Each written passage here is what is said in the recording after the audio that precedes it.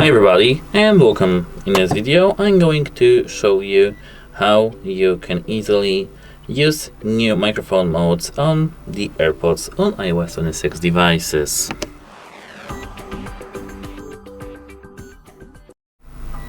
So actually there is no need to to enable these modes.